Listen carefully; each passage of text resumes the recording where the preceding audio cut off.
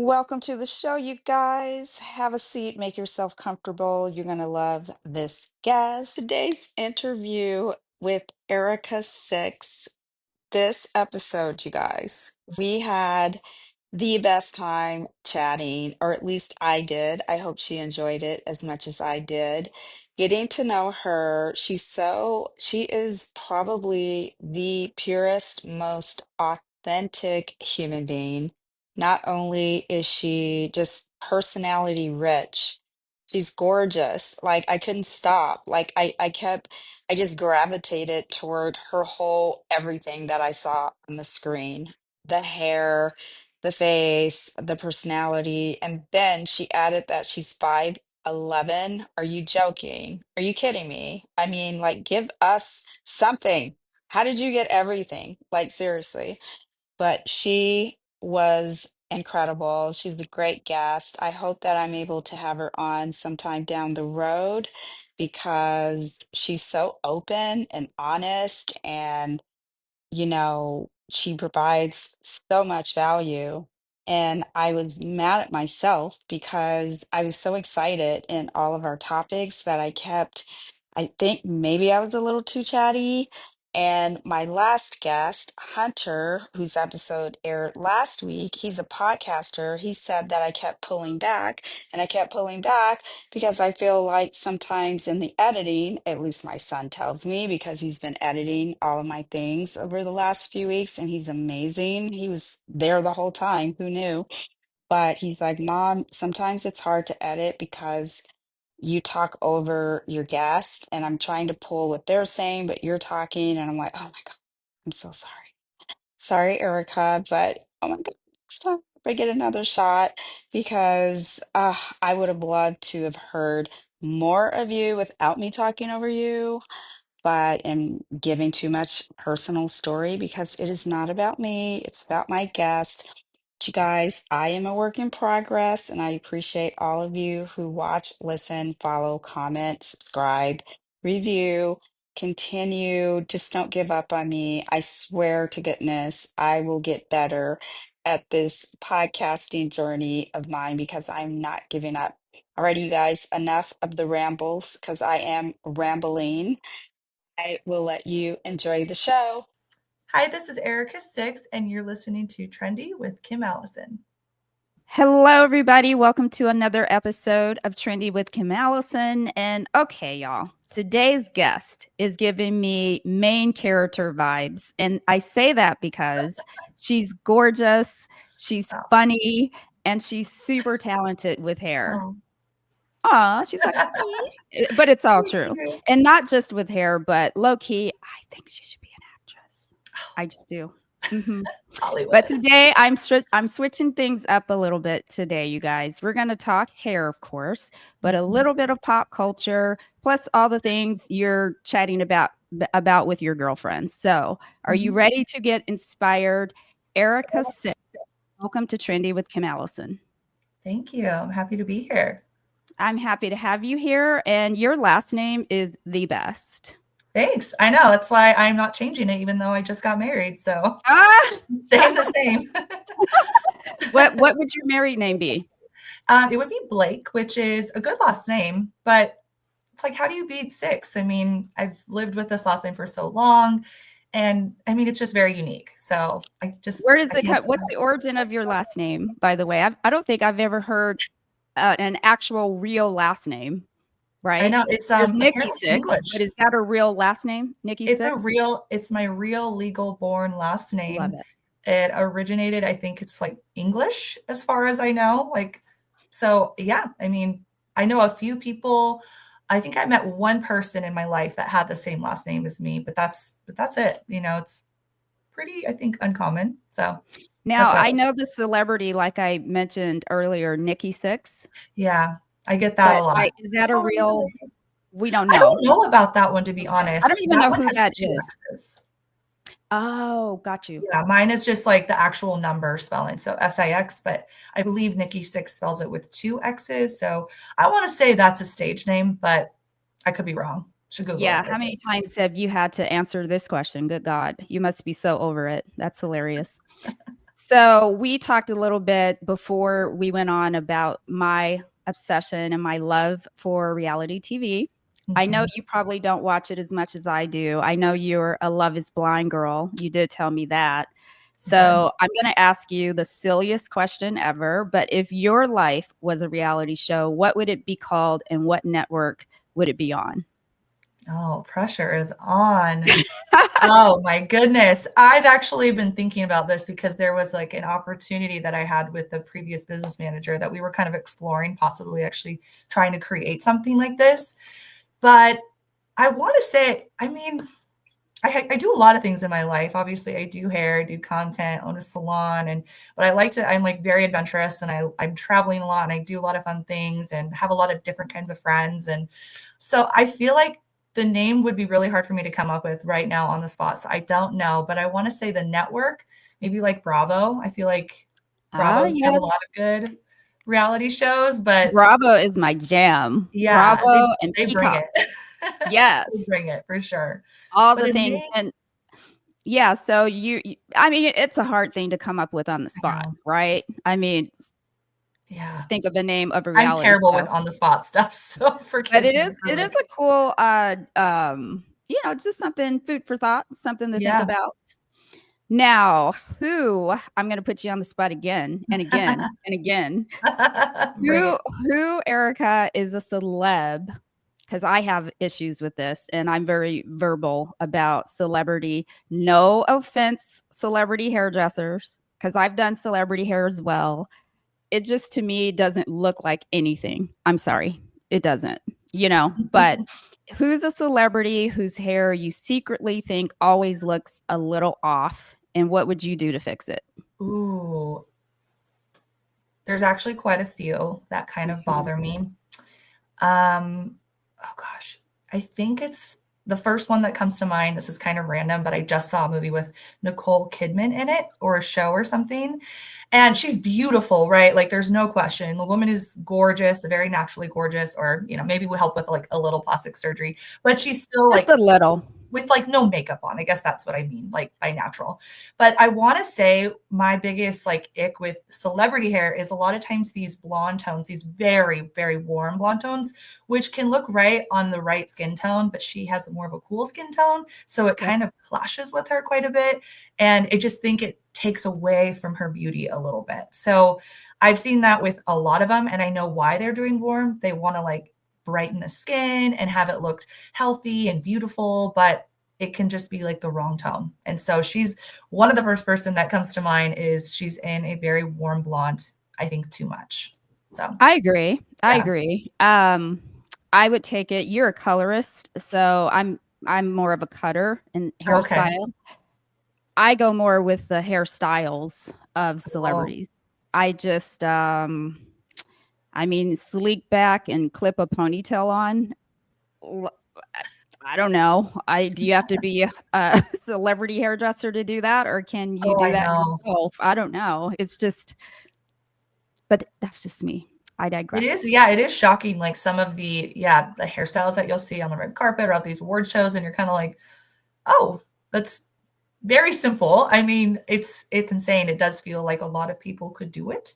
Yeah. So I think it's just creating the opportunity for yourself to be able to go do it if you would like to be on that I think level. that's more it. I think that's more it. Just the experience of being around celebrities and being the one that they call, Yeah, right? It doesn't mean that you're the best hairdresser in the world. It just yeah, means that you have access, yeah. you know, which And is you're putting great. yourself out there, like, you have to go, like, fight for those opportunities, and it's amazing, like, it's a lot easier to create opportunities, I've realized, like, in my life with certain things that I've achieved, like, you just sometimes have to ask for things that are Yeah. most people don't wanna ask for, and really just, like, put yourself out there and being vulnerable, to kind of be able to go do, like, those things, but it can be a I little think that nerve-wracking, I'm sure, working with celebrities, though.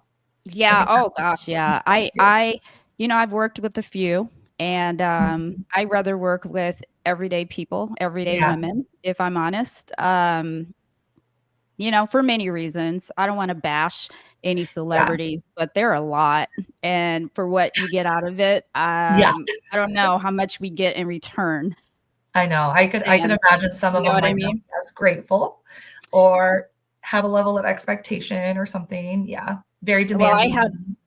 I had one I worked with for about 6 months who treated her dog better than anyone else in the room, but it's okay. Oh, Right? So yeah. we all get our little check and our little, you know, resume, something we can add to our resume, and we keep it Yeah. moving, don't we? Absolutely.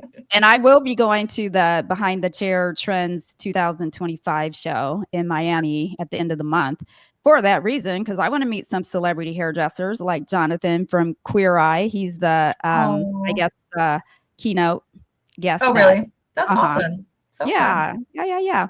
All right, Erica, moving on. What's one trend on TikTok or IG that you wish would just go away already? I'm assuming hair trend.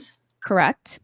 Well, I don't know if it's still kind of circulating, but I know it was just kind of going around. It was the calico color, which essentially is, if you're a millennial or older, you know, it's really just that chunky highlight, but more with just those like the coppery black and kind of blonde tones rather than like the red. I feel like when the millennial days, it was more that bright red. Yep. So not a fan. Respect to anybody who enjoys those types of looks. I'm just not into it. Yeah, I'm like into, I think, very natural, luxurious, healthy looking hair that suits the skin tone rather than like you just trying to slap a beautiful hair color on somebody. I'm not really into the vivid hair colors anymore. And so, but I would say the calico hair trend was just a big, I don't like it. I think it's not going to stay around long, right? No, that'll be Yeah. very like, it's in and it's out, I would imagine. And it's not for a lot of people. Not everybody is going to want to do that. And yeah, but that's like the first thing that comes to mind is that. Yeah. No, Yeah. I agree. 100%. Is there one that you would like It's to? it's one of a few, you know, the whole the blunt beach waves. I literally, if I never see them again, I'd be fine. And your hair is gorgeous, by the way. Oh, thank I you. love the tones. I love the way you have it styled, the cut, everything. It's that Thank luxury you. look. Yeah. I feel like this camera doesn't do it as much justice. I feel like each camera that I have, I'm like, oh, my hair looks completely different. So Oh yeah. yeah, It's interesting, huh? Right? Because we know color Mhm. is a reflection of light. So Totally. depending on lighting, Mm-hmm. especially blonde tones, they change. Oh, But yours absolutely. looks great right now. This lighting is Thank working, you. girl. I love it. Yeah, I appreciate All right. it. So before we move away from pop culture, my last question for you is, because you like Love is Blind, you're given a 5-minute makeover challenge. Your model is Vanessa Lachey from Love is Blind. What you doing to her hair? Ooh, I think a cute collar, but I don't know what her haircut currently is right this second. But oh wait, it's a 5-minute makeover, so I can't do color. You can't do color. Oh, You're well, going to give her a hairstyle. Okay, she does a lot of sleek hairstyles, I think, for the most part. So I feel like she would look really good with like a voluminous, like curled look, almost like tight curls. I feel like she could totally rock that. I don't know if that's what she has naturally, but I don't know. I feel like so opposite. Like from tight, full, like full, or like these like kind of very curls? mermaidy. Yeah, almost kind of like your Oh. vibe, but or just like a little bit looser even. But I've never really seen her with that kind of look, and I think she would look really cute with it. And if it's only a 5-minute, if I can't do color or anything, I guess that's like what I would do. Maybe like a cute half up or something. But she wears a lot of sleek, and she looks good with it. But I think it would be nice to see her like rock something different. I agree. I think she has a, you know, more of a round face. Yeah. So Yeah. I love when her hair is long and when it's half up, half down. I think that's her look. Yeah. Yeah. She's beautiful. She's so beautiful. Stunning. Yeah. So gorgeous. They're so cute together, both of them. I Cute know. couple. I have a fun fact about Love is Blind. Ooh, tell me. Okay. So when it came to Seattle, which is my hometown, I was contacted by one of the casting directors to come on that show. They messaged me on every platform, text, called, emailed, Instagram, LinkedIn, Facebook, any type of way of communicating with me. So to make it like look legitimate, right? And I did Right. call and I was like, well, I don't think my boyfriend, would appreciate it if I went on the show. So he was just like, okay, well, if you change your mind, we would love to have you. And it was just funny because like I did not contact them. So anyways, I could have been on the Seattle season. Oh my but God, you would have been perfect on there too if you were single. Right. And I probably would have if I was single, but I'm like, But a lot of people go on there anyway, oh my gosh, it is despite really, having a boyfriend or a girlfriend. I'm like, what's wrong with you?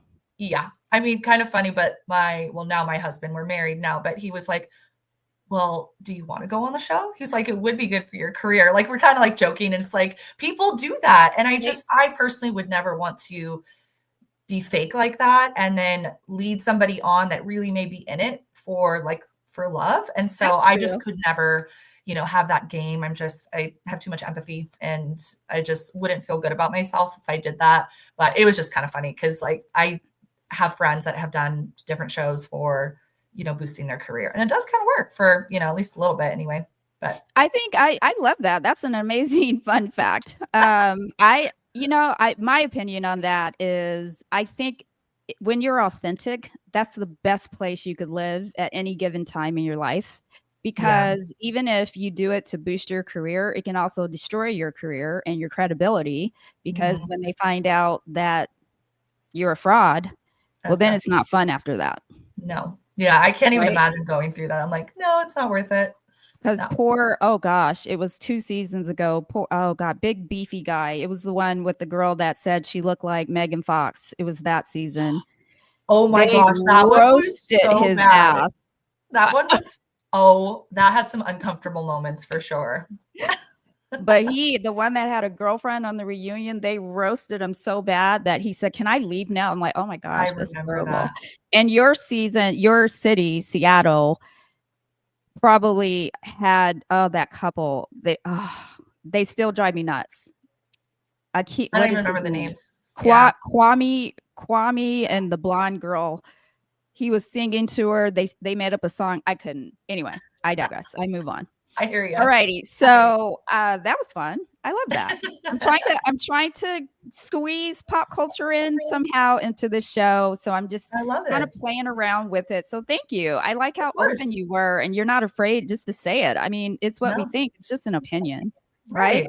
Absolutely. All righty. So let's get into you, Erica, and your origin story. I always say we don't find hair finds us. So how did hair find you? So kind of funny story. My mom did hair, not in a salon, but she went to cosmetology school, but did it for friends and family. And so it was kind of like in my life from the time I was born. And I remember I always tell this story. I'm like, I think I was destined for it because I gave my sister her first haircut. I was 3 and she was like 1.5. And I took my mom's real shears. I took my sister to the dining room to hide from my mom. And it was like Edward Scissorhands. It was not good. Like let's just clear that up. It was not good, but I had practice. I didn't cut myself. I didn't cut her, but I always say that's kind of where it all started. I just apparently loved it so much that I was like, you know what, we're going to like move into this way of life. And I mean, I didn't actually go to cosmetology school until I was 25, 26. So I did kind of like do some other things prior to doing hair, but it did always kind of interest me. But I was like a big sports girl. So in some ways I wasn't like the girl growing up who was doing all my friends' hair styling wise. I was pretty simple, like, cause I played so much sports, but I did get girly as I like grew up a little bit. And then, girlier, I guess you could say, interested in kind of that way of life. But anyways, that's kind of where it all started for me. Oh, that's funny. And what sport did you play, by the way? I played basketball, soccer, and fast pitch. Oh, wow. So you're tall. Yeah, I'm 5'11". Oh, Jesus. I am the opposite of you. Take one of those ones off, and that's me. Oh, 5'1". I know. It's like, oh, poor girl. Yeah.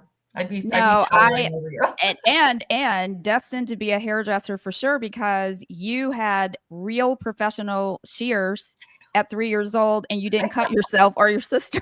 So. Amazing. Yeah. It's amazing. And I started at 26 as well. So I had a different career. So I totally relate to that. what was your very first oops moment behind the chair, and how did you recover? And I will start that by telling you mine, so you Okay, know what good. I mean and where I'm Yeah. going with this. I was working at Tony and Guy, big place, right? We're all in white. Yeah. We got EDM music blasting, and it's when it first came to America. So this was a very new, different concept in Scottsdale, where I'm at, Arizona. And I'm at the front of this 40 chair salon, right? And we had to, like I said, we had to wear all white. And I happened to have on a white skirt with like a ribbon for a drawstring. That's just the way it was designed. I'm just, twirling my irons and doing hair and all this stuff. Suddenly, I feel a breeze because my skirt dropped to my ankles. Oh, no. And I literally, I have a hot tool in one hand, my skirt, it goes right down to the ground. I just reacted. I pull it back up. I'm like, oh my God. So that just happened. Okay, great. Amazing.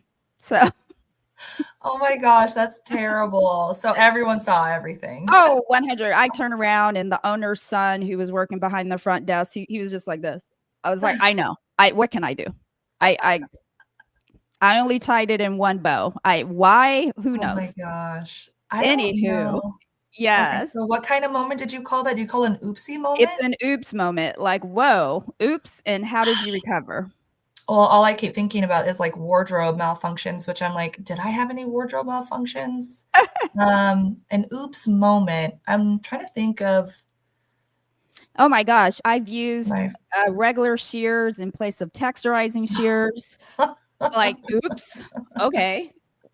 I mean, I guess the first thing that kind of comes to mind is I think it was like my first salon. I wasn't used to the shampoo bowls, and I thought that I had control of the hose. Well, it turns out I didn't, and I just soaked not just my client, but literally apparently everyone else that was in the line of fire.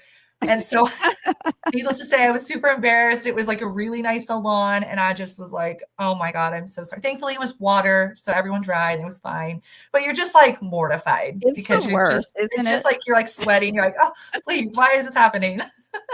So that's the No, first I one that get I can it. think of. I know that I've had plenty in my career of like different things. Of Oh course, we've my all God. do. I've been doing this so long. I have so many. It's ridiculous. Like the we used to use Marcel irons in the oven in my Oh, day. wow. Yeah. Yeah. And so I used to, because my grandmother was a hairdresser, she taught me how I used to blow on them. I don't know. That was just my thing. Blow it first and then use Oh, it. While I was talking, I no. literally, yes, that happened. Stuck to Oh, my lips. I had to peel it off. oh Yeah, my it God. was a whole thing. Yeah, the Oh, salon, you they poor thought it was thing. funny, by the way, and it was. Thanks, guys. Do you have a scar from that? Oh, I didn't. Somehow I healed. Your lips do actually, I feel like, recover pretty well. So that's good that you didn't have like a scar from it. That thing is hot. Girl, yes, it Wow. was. Never forget it. Never did it Oh my again. gosh. Tell Yeah. you that No much. blowing on your Marcel's anymore. No, don't do that. Don't do that. Alrighty, so let's share your work, Erica, so we can introduce our audience to what you do. So I'm not going to put the music on because it never lets me download it when I do that. Oh, So yeah. you can talk about what you're doing here. So, well, I'm a blondine specialist, but I've been a hairstylist, so in this particular video, I'm actually just doing a like color swatch video that's just talking about how to create a like icy toner, but not in your typical way that you're going to be using like a violet base and blue base. It's actually going to be using all three of the primary colors to perfectly get an icy color. So it's an unusual way to approach it. Most people don't do it this way. I found it to be, I wanted to share this as just kind of like some education for hairstylists so you can kind of think outside the box. Or if you're out of your normal colors, you don't need the V to create this. You can do it with the primary colors. So this video did really well. I feel like, I think I posted this 2 different times and it definitely got a lot of engagement and it was fun to do. I'm using Redken Shades EQ to create this and they have a great like shade selection. And so, yeah, that's kind of what I'm doing in this video, just showing you on 2 different levels. And please tell us how that's possible when I've only heard if you do all 3 primaries, it turns brown. Am I wrong? So it's going to depend on your ratios. Got you. For sure. And we're working with level 9s here. So it's obviously much lighter than if you're working with, like 6, 5, 4, 3. If you're working with lower levels, you might get a little bit more of that like brown because now you're in the darker levels. But blue obviously is going to help create icy. But when you mix blue and red, that is what actually makes violet. And so that's how you're creating the violet tone that helps to neutralize the yellow in icy blonde hair. But the yellow is just helping it soften just a little bit. So it's not a lot of yellow, but it's just enough because blue is super dominating, and then it's red, and then it's yellow. So blue, it's like super dark with the blue molecule. So you have to play with the ratios just perfectly. So that way you don't have, it just be blue or just be violet. You got to balance the ratios. So hopefully that makes sense. That makes perfect sense. Yeah. Yes. Thank you for that. All righty. Let's jump into this one. Ooh, the wet balayage one. I loved this one. So this is a really popular service that, I don't do as many just like platinum blondes, white blondes, like a lot of solid ones or like solid ends, but I used to primarily do like these types of looks. Everybody's booked with me for these services, but wet balayage is incredible for creating a very quick, effective, and a little bit more gentle result when you are working with someone that's got mostly solid blonde ends or solid blonde ends. So I'll do the roots, I'll foil that, balayage that, whatever. And then I'm not necessarily pulling through the ends when I'm doing my foil work because she technically has been lifted. She just has mineral buildup. And our area is notorious for having incredibly bad minerals, which can give like a yellow orange result. So this is like one of my favorite things to do after, like I said, I've done my foil work, I'm doing my shadow root, and I'm able to get on a wet balayage in about 10 minutes. And I let it process for anywhere from 5, 10, 15, maybe up to 20 minutes. And I work with like a lower developer. So that way it's like super gentle, but effective. So as you can see, she was so much more, or she was brightened a lot more by doing this particular service. And you can do it at the shadow, or you can do it at the shampoo bowl, you can do it at your chair, whatever works, but you're able to work through pretty big sections. And working on wet hair actually helps to slowly open up the cuticle a little bit more. So it brings up the pH just a little bit. So that way it's actually more gentle when you're working with lightener. Instead of hair pH being at 5.5 and then going all the way up to like 11 or 12 with lightener, you're actually bringing the hair up to 7 by getting it wet. And then you're bringing it up a little bit more to that 11 or 12 with the lightener. So it's a little bit more gradual, and it's actually more gentle on the cuticle. So lots of great benefits for this type of service. It's amazing. Could not recommend it more. Just make sure you keep an eye on it. So that way you do not overprocess the hair. And you always just want to make sure that, because hair can lift really quickly. So you just have to really keep an eye on your wet balayage when you're doing it. But yeah. Wow, that was a great explanation because as my questions popped into my head, you answered them. Oh, literally, like one after the other. I was like, okay, good. Like awesome. How much, lower volume, of course, developer, the timing that it takes at the bowl, because it's going to add more time to the service. And what do you charge for this extra refresh? So I charge hourly. And so for me, if I'm doing this step, I would say total, it's going to be at least 30 more minutes, could be up to an hour if like they have a ridiculous amount of hair and I have to let them sit the full 20 minutes. But I would say it's going to be between like 160 and 200 additional cost for me to do this. But it's a really big impact, but that's just on top of my already like other fee for like the other part of the service. So I would say a lot of my blonding services, usually not under $500. Most of them kind of start, mine are a little bit more expensive. So, but corrections can be well over $1,000. There's a lot going on. This one cost, I don't remember. It was probably around like 600, something like that. All right. I love it. I love knowing your worth. You go, girl. Okay. So let's chat about this one. Hold on 1 second. There we go. Oh, this is freaking funny because it is Kim's current mood. Right? I feel like, how many more ways do I have to perform just to do my job? Yeah, this one was, one day I was just feeling it. I was like, 2020, this was in 2024, but it was like, this is so relatable to so many people because hairstylists 20 years ago, there was no social media, or it was like maybe just, it wasn't what it is today, right? It was like barely a thing, like with YouTube, I think.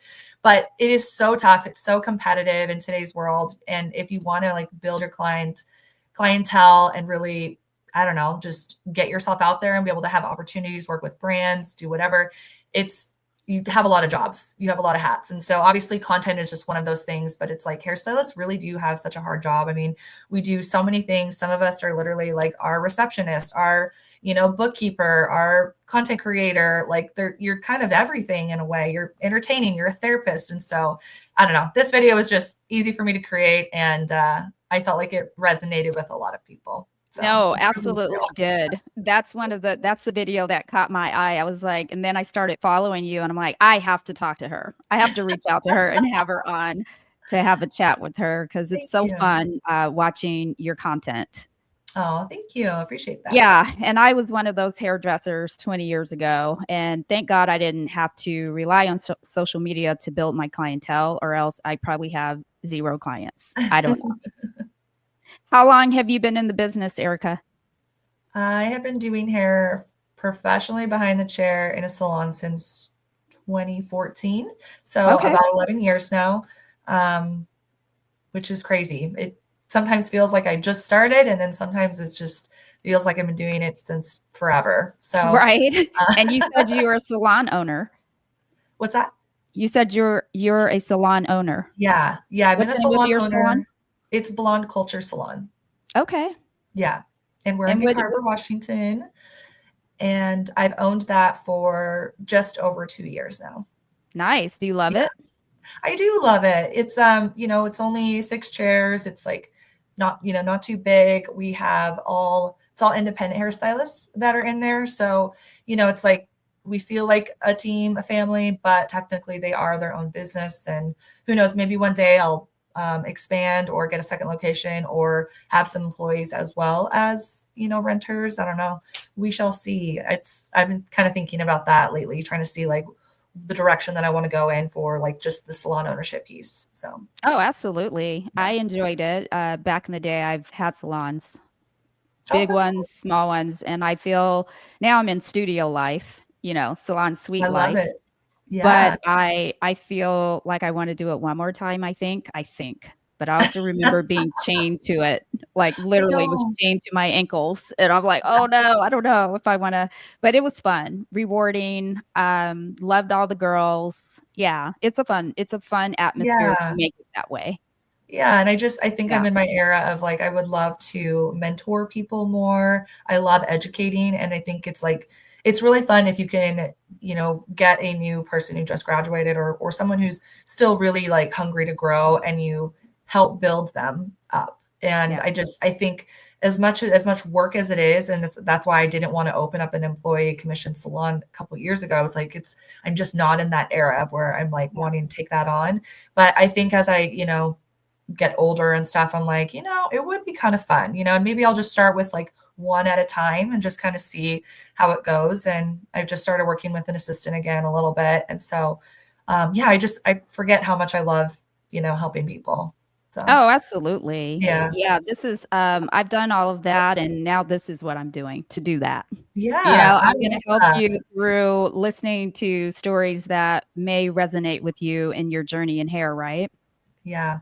I mean, I think that's what's so awesome about this industry is you can really make it what you want. And if you get sick of a big salon, you go to a suite for a while. And then if you get sick of that, you can go back. I mean, there's really, you're not just stuck.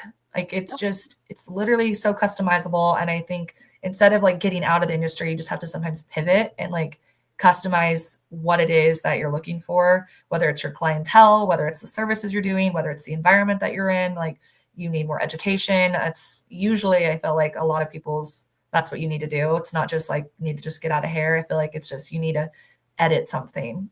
So you like it more. Yeah. And I always feel bad when people say, I don't do hair anymore. I'm like, oh, yeah, I know it's sad.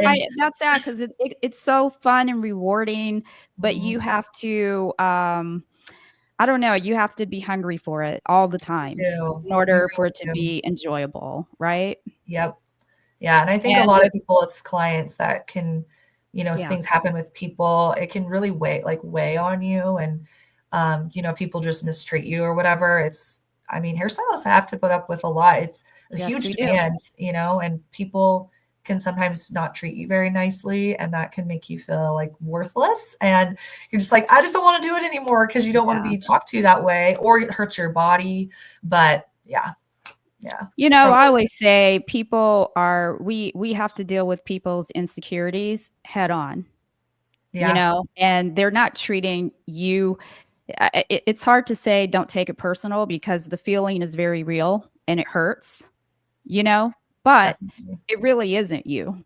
It's Yeah. them and how they feel about Definitely. themselves. And you're Yeah. just getting the brunt end of it because, you know, we identify part of our identity as women, especially, and a lot of men, is our hair.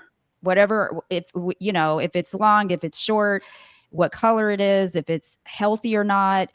whatever, right? Our best angles, we care about those things, right? Yeah. So we put all that trust into the hairdresser's hands, and when whatever we create for that client, if it doesn't make them feel beautiful, right? We're responsible for that in their minds and really for us because it's our pride, it's our ego, and we did our best.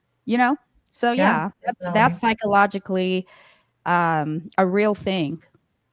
And I it's agree. amazing how many hairdressers that I've interviewed, some at the height of a hairdresser's success and they still suffer from imposter syndrome. So I know. I always tell new stylists, we all feel this way.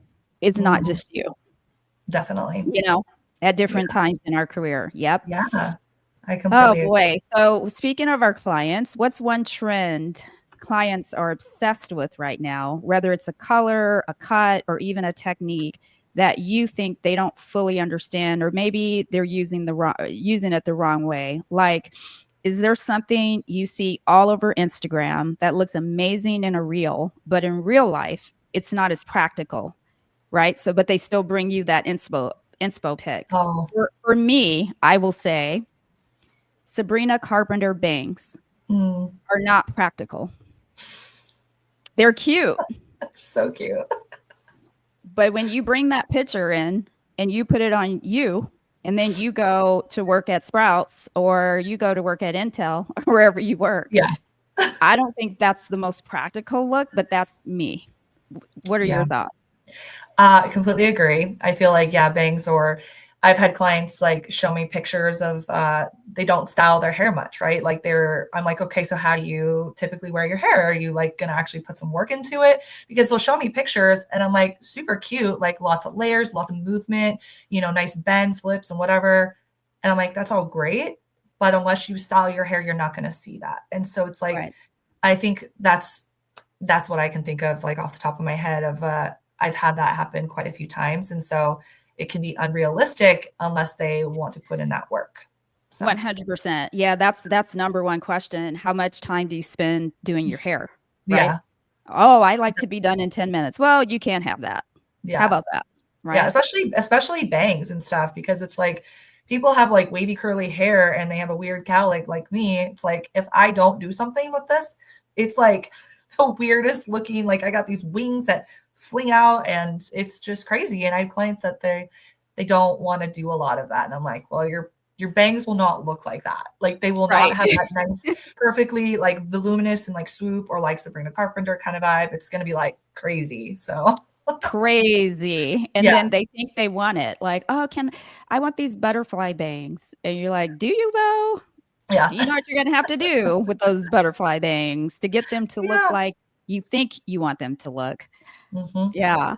Do Yep. you feel pressure to keep up with social media trends, or are you kind of just carving your own lane? Some days I can feel a little bit of pressure, but I would say I think I genuinely still love what I do. I can have Mhm. moments, whether it's like a day or a couple weeks, where I'm like just not in that Yeah. zone. This last year, I've taken a huge step back from social media in the way that I Mm. was posting because I was getting married and I had like a wedding reception to plan in Maui and then a whole nother reception that we're doing in a couple months. So it's been like a lot. And I just wanted to focus on some different things. But to get back to the question, it's like, and congratulations. oh, thank you. Yeah, That's it's amazing. been great. It's been really great. And I think, you know, I've spent so much time on social media, like literally every moment was like creating content, editing content, engaging with content. Like it was just consuming. And I love it, but I needed balance. I'm trying to balance my life. I'm trying to like get help. But for the most part, I'm still very hungry to continue to evolve, like as a stylist, as a content creator, an educator, like salon. I'm always just kind of like, I want to keep up. Yeah. I haven't really hit that wall where I'm just like not interested. I'm genuinely still interested. And I just want to provide like the best experience for all of my clients, like the best hair, and continue just to evolve myself because I like growing. I like change. So hopefully that continues and I don't feel like I just don't want to anymore. But I have a lot of goals, so I don't foresee that happening. I think I'm gonna like, yeah, keep going. Oh, So, I think that you have just begun your social yeah, media career, girl. You are yeah. crushing it for Thank sure. you. Yeah. Yes.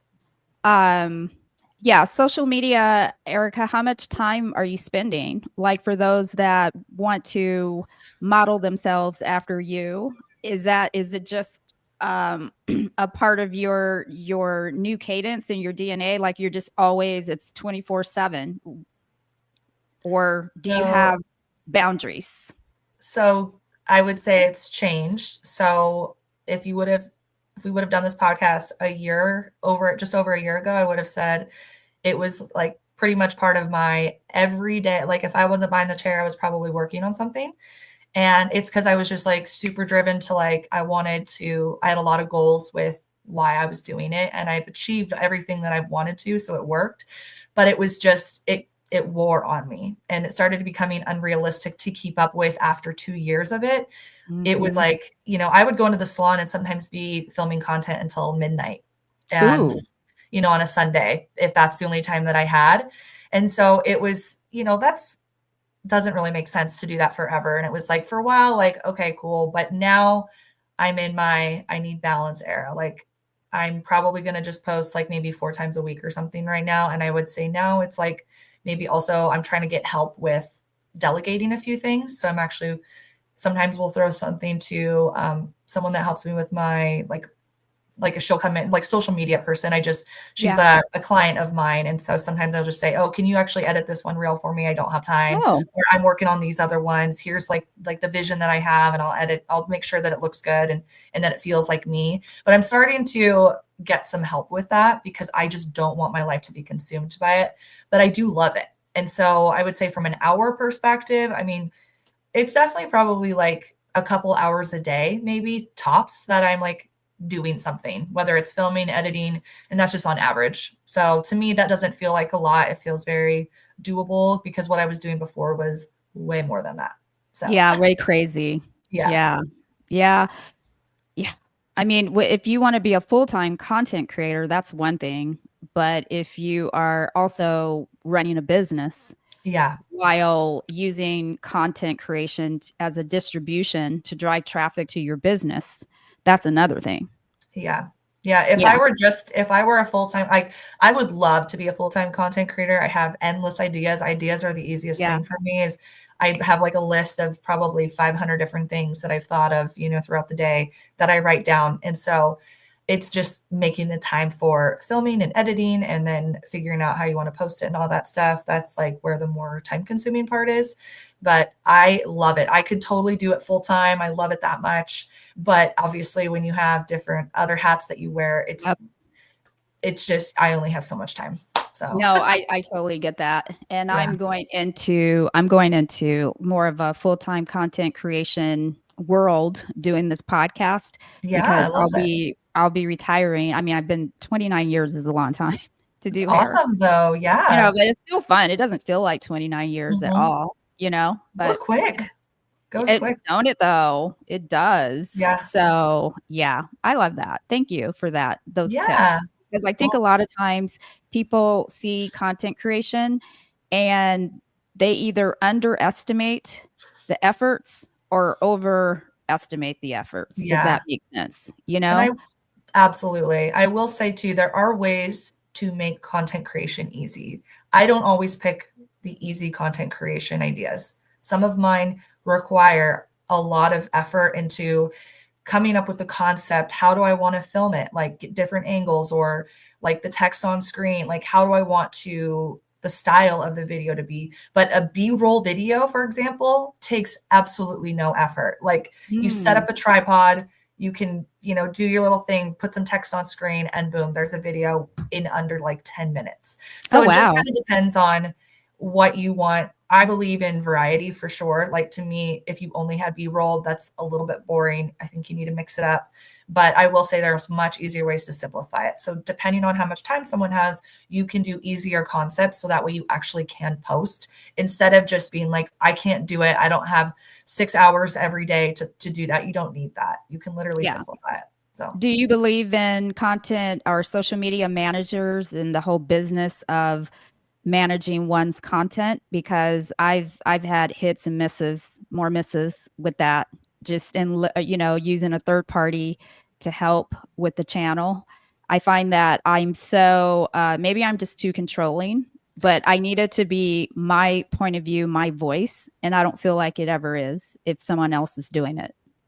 I think it would have to be the right person. You have to have, I think it's like a relationship that's not going to be good from the start. It's going to be like an evolution. And I think you have to be, they have to know the right questions to ask so that way you can provide the right answers. And they have to really understand you as a person, what the vision is, what your goals are, what you do for a living, and make sure that it just, it's not what they want, it's what you want, but like, just put a nice spin on it or whatever. So I think not everybody is going to be a fit. It's going to be like finding a therapist. Not every therapist is a good fit. You have to like try different people or really just get super detailed in conversation with them so they can try to understand you. Or like, if let's say they do a video for you, you might have to make some edits. It might be like a lot of back and forth, like, okay, you need to change this, this, and this. I've had different people, a couple people edit videos just to see, because I've always been like, I'm too controlling.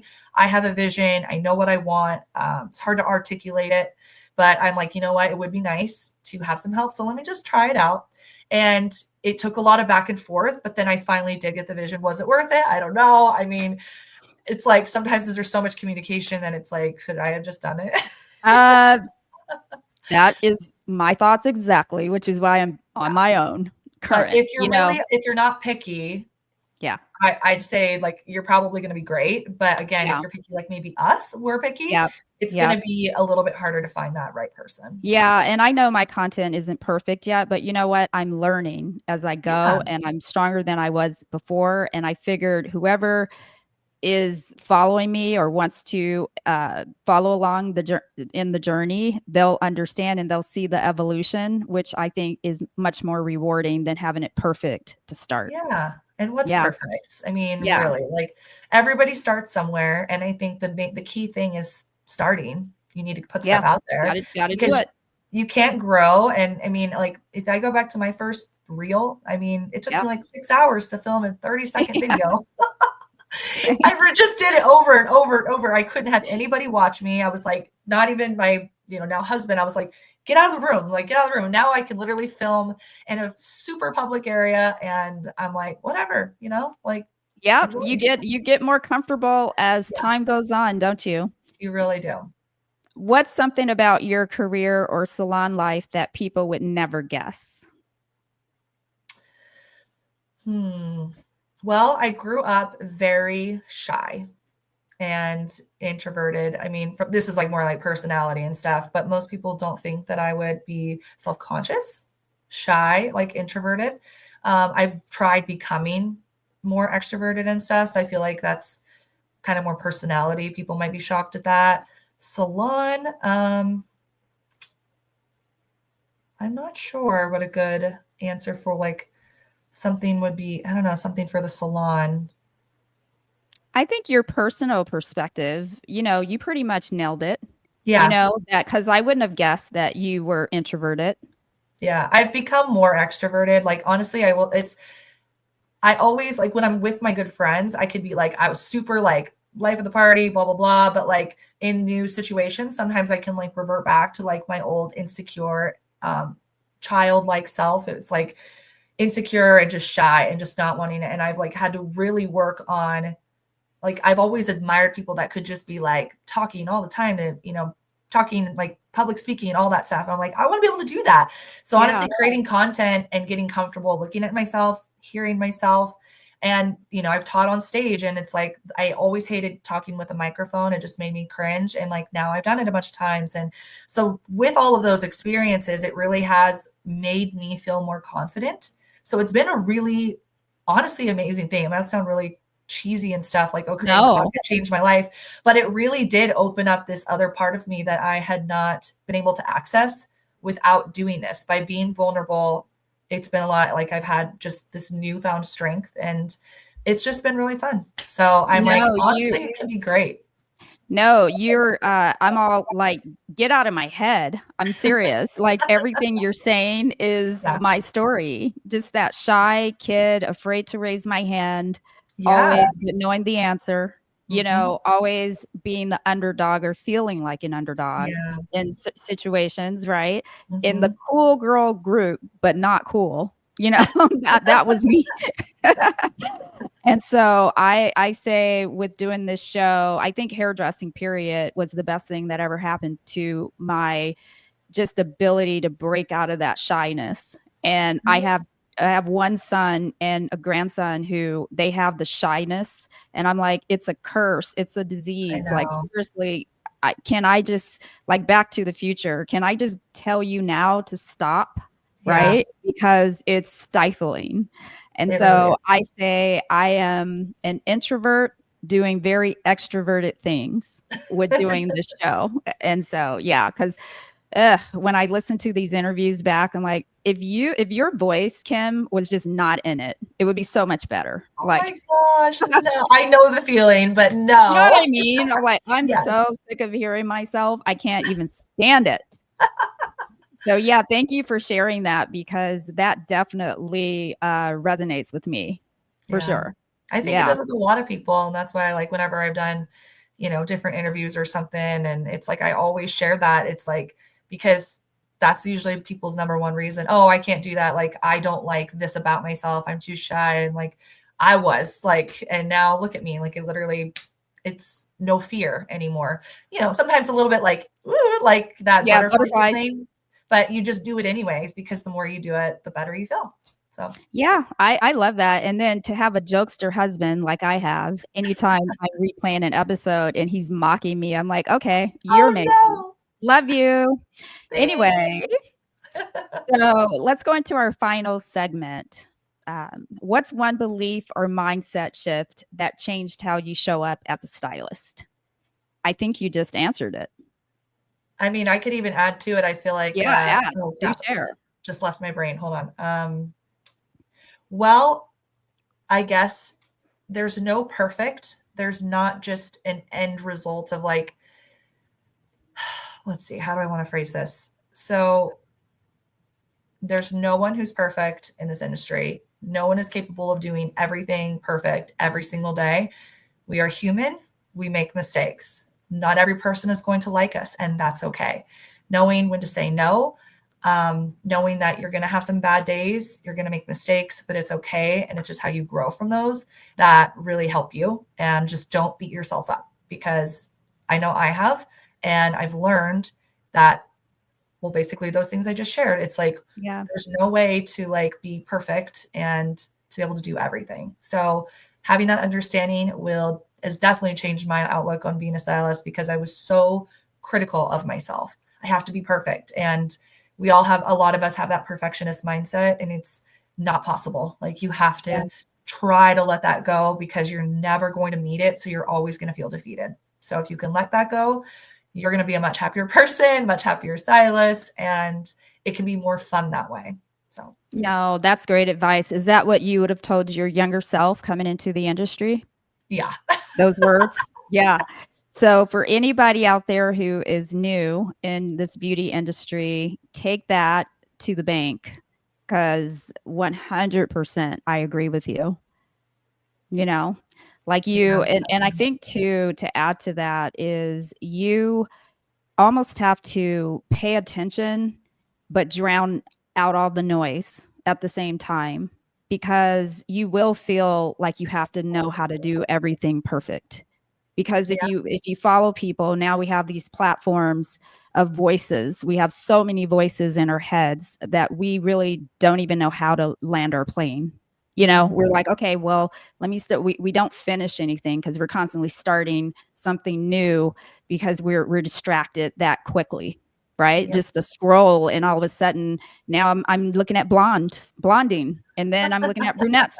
Now I'm looking at extensions. Now I'm looking at a haircut, Yep. you know, and you want to do it all, but we have different personalities. We have different desires. We have, you know, there's so many things that are variables involved that you can't possibly match someone else's energy to a T. Yeah. And I would say You know? another thing I just thought of was something else that I think a lot of people don't realize is, you know, a lot of us can do good hair, right? Yep. Countless thousands of people that do amazing blondes, amazing brunettes.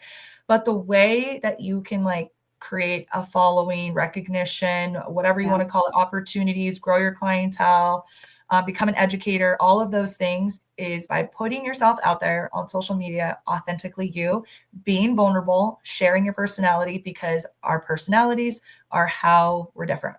And so that's what I've done. It's like I recognized that a few years ago and I was like, you know what?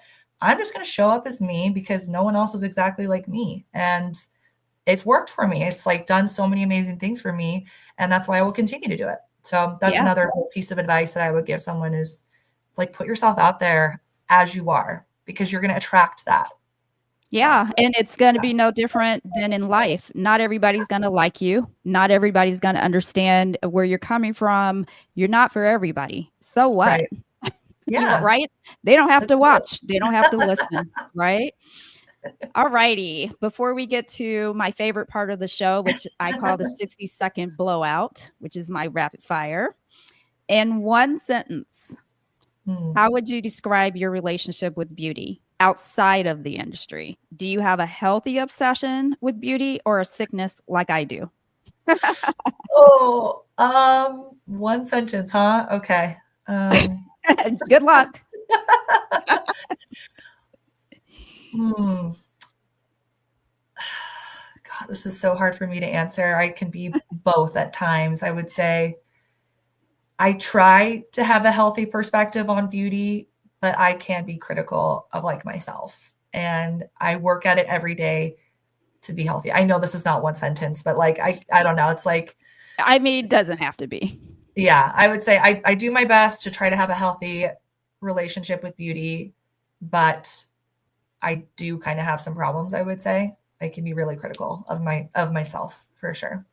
Yeah, I think women in general, because, you know, you have the Demi Moore movie, The Substance. Is that what it was called? The Substance. I don't know. Yeah. And did you see it? I can't think of that movie. I mean, Okay. I know. It was the one that she was recently nominated for Oh, an it's Oscar. newer? Yeah, you should Oh, I watch haven't it. seen it. Okay, I'm gonna watch It's it. It'll be about on my watch. women and our perception of beauty, Okay. and with regards to aging. And without giving it away, it's an independent film, so it's a little, you know, campy. Yeah. But and people say, "Oh, it's scary." It's not scary. It's gory. That's different than Oh, okay. scary. But Yeah. basically, what it is we get older, right? And the beauty fades and the opportunities fade. You start to feel a little invisible, or at least my stage of life. I'm 57, I'll be 58. So I'm right there, right? Where Demi Moore, the character is. And you have an opportunity, because this is futuristic, to create a young version of yourself where you both can exist in the same world, but not at the same time. Oh, interesting. And it is very, very interesting because you literally have a week. You have 7 days to be the young you, and you have 7 days to be where you are now. And you have to clock out to let that one clock in. But which part of you is going to win, because it's going to destroy you if you deviate from the plan. Wow.